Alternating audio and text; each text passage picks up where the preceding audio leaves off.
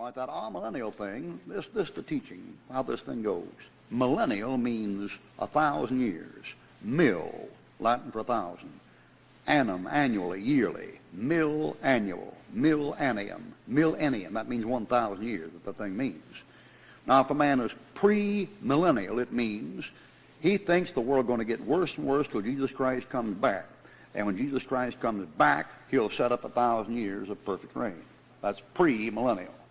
If a man is post-millennial, he thinks the world gets better and better and better until there's 1,000 perfect years, and then Jesus Christ comes back. And a Christian says, well, that's crazy. Yeah, but that's what all the politicians, kings, rulers, ambassadors, popes, cardinals, bishops, and the United Nations believes. All right, now, all-millennial is the position that there isn't going to be any 1,000-year reign. All-millennial, the ah means no, see? Theist, pleasing gods. Theist, atheist, no God. Gnostic, he knows it. Agnostic, he don't know it. He's ignoramus. Millennial, 1,000 years. Millennial, no millennial. All right, now that teaching there comes, amillennialism and postmillennialism come from this teaching, that the New Testament replaced the Old Testament, the church replaced the Jew. Therefore, the promises God gave to Israel belong to the church. That's the teaching. Now, the way you can take the promise that belonged to Israel and make them belong to the church is say that the real Jew is a spiritual Jew instead of a literal Jew. Now, the authority for that is Romans chapter 2, verse 28. For he is not a Jew which is one outwardly, neither is that circumcision which is outward in the flesh, but he is a Jew which is one inwardly. And circumcision is that of the heart, in the spirit, and not in the letter, whose praise is not of men, but of God. So all amillennialists take chapter 2, 28 and 29 as proof that the Christian is a spiritual Jew. Well, it is. It's right. He is. He is a spiritual Jew. Of course, they don't read the next verse, 3:1. Look at 3:1 and 2. That isn't a spiritual Jew. That's a literal Jew. God didn't give the oracle of the Old Testament 10 Commandments to spiritual Jews. He gave them to physical Jews, sons of Abraham, Isaac, and Jacob. So the Bible has a distinction between a spiritual Jew and a physical Jew. Now, in Galatians chapter 3, our millennialists use this passage, Galatians 3:26, to prove that what God promised Abraham goes to the Christian because he's a child of Abraham. Galatians 3:26, for ye are all the children of God by faith in Christ Jesus. For as many of you have been baptized to Christ to put on Christ. There's neither Jew nor Greek. There's neither bond nor free. There's neither male nor female. For you're all one in Christ Jesus. Now here it comes. And if ye be Christ, then are ye Abraham's seed, and heirs according to promise. So all our millennial and post-millennial people think exactly the same way. They say Abraham's seed are Christians. Therefore, what God promised Abraham's seed, Isaac, Jacob, and the 12 tribes, belong to the Christian. And since the Christian is a spiritual Jew, the promise given to the Jews, go the child of God. That's the reasoning on it. And somebody says, well, this sounds like pretty good reason. Yeah, it does till you study a while. You study a while. And let me ask you this, if the promises are for the Christian, how come you don't own the land of Palestine? God promised the land of Palestine to the descendants of Abraham, Isaac, and Jacob. Is that you? How about this one here in Romans? So all Israel shall be saved. Well, if the church is Israel, what do they need to get saved for? So, wow, crazy stuff, man. Christ says in John chapter 4, salvation is of the Jews. Well, he's talking about the race. He's a Jew himself, racially. He's the seed of David through Mary. You're not talking about a Christian. So there's some bad holes in that thing. Now, the next thing comes up is this. If that statement is true, what are you going to do about all these promises to Israel that deal with literal, physical, visible things? Can the Christian claim them? Now, you take back in the Old Testament. Now, I'm going to suppose I'm a spiritual Jew. I'll show you how to sink this thing in a minute, brother, but I'm trying to show you how stupid the position is. I can claim what God gave Israel. All right, I'm getting ready to pray. I get on my knees. I pray like David. Lord, thou hast rewarded me according to my righteousness. Whew. With the pure thou wilt show thyself pure. With the forward thou wilt show thyself forward. Thou hast rewarded me according to the cleanness of my hands and the purity of my heart. Would you pray a prayer like that? Not unless you half crazy. You know what David say? I have done thy commandments. Leave me not the hand of my enemies. I hate them that hate thee. I hate them with a perfect hatred. I count them enemy. Let them fall in the deep pits. Let burning coals of fire. Well, you know, in the Old Testament, if a guy lived right, he could ask God to kill his enemies. If he lived right, he could ask for riches. You remember that thing there? You remember that thing there going by this blind fellow? And they said, did that fellow sin or his parents sin he's born blind? And they figured if the guy if he's sick, it's because he's living like the devil. And one time Christ said, how hard are they that have riches shall enter the kingdom of heaven? And the disciples were astonished and said, who then can be saved?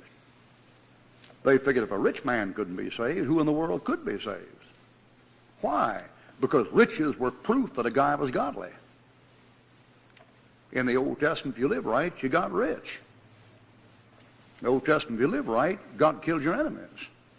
Works. You can't claim those things. You're a spiritual Jew. You got the promises. Go on, try it.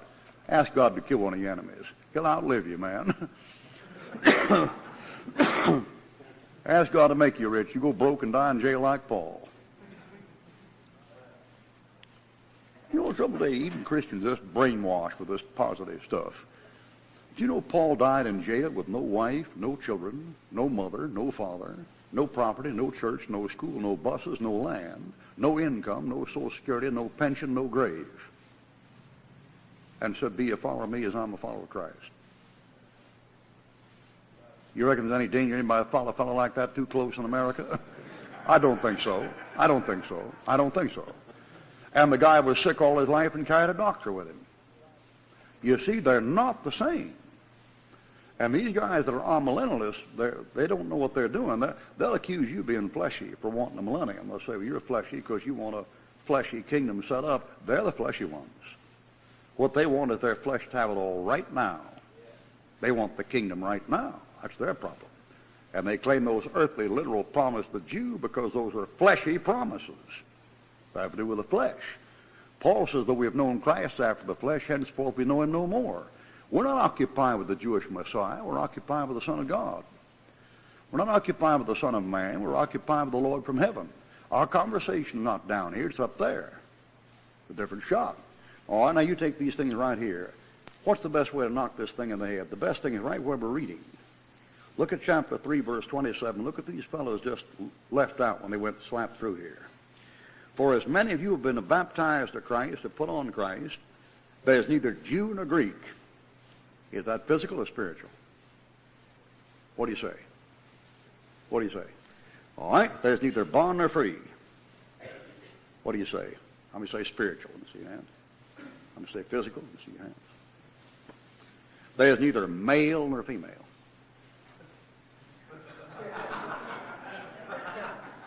What do you say now? Now you see what God does? He puts that thing in there and just blows the whole system apart. Here's a fellow says all the races are the same. You're out of your mind. If you're not a racist, you're mentally sick. There's a difference between races physically. There's a difference between men and women physically. If you don't believe that, you're nuts. You're senile, man. Your genes and chromosomes aren't right. There's a difference. Now, there's a difference between men and women. I know this bunch of unisex queers, they don't think there is. That's because they, screws loose. I mean, maybe some of them aren't any different. I mean, there's a difference. Now, if you don't know between men and women, there's something wrong with you in the head someplace. When was the last time you heard of a man having a baby? Folks talk about women equal rights. How about giving us some men some rights? I'm for, equal rights, amen. You get a divorce, have your wife pay you the alimony, okay? Amen. That's the way to do it. You a man had to think that thing up, that equal rights. A woman never thought that thing. That's a man working on that, boy. That's to a man's advantage. Draft the women, let them do the fighting for you, and you let them pay you alimony. I was telling someone the other day, I said, If a news media ran, you know, the news media has political candidates, you know. The news media has football teams. The news has its own little thing, you know. The news media had its own religion. It's Catholicism. That's their religion. The news media had its own philosophy. It's Marxism. The news media had its own football team. It's the Pittsburgh Steelers. That's right. And it's had its own college team, Notre Dame. The news media has its little gods it worships. And if you want to get the folks upset, just kick their gods, you know. They'll scream and holler and just rip and blast. The ERA, kick the woman, see? All that stuff, racial stuff. Kick the Jew, you know. Color, kick the black, you know. And the press just, oh my God, get rid of him. Because he kicked their gods. Now, if the news media put up a candidate for presidency, you know what it'd be? If they were honest. Of course, they're the most dishonest people on the face of this earth. But if they had a candidate, you know what it'd be? It'd be a black, lesbian, Roman Catholic. That'd be the ideal candidate. And now the President of the United States, All right, so the best way to handle this thing is take them to Galatians chapter 3 and point out there is a difference physically between male and female. Therefore, there is a difference physically between a Jew and a Greek. Therefore, a physical Jew has promises that a Christian doesn't have. That's the best way to handle it. Say your promises are spiritual because you're Abraham's spiritual seed, not his physical seed, which should be apparent from the passage. Something else. Yes, sir.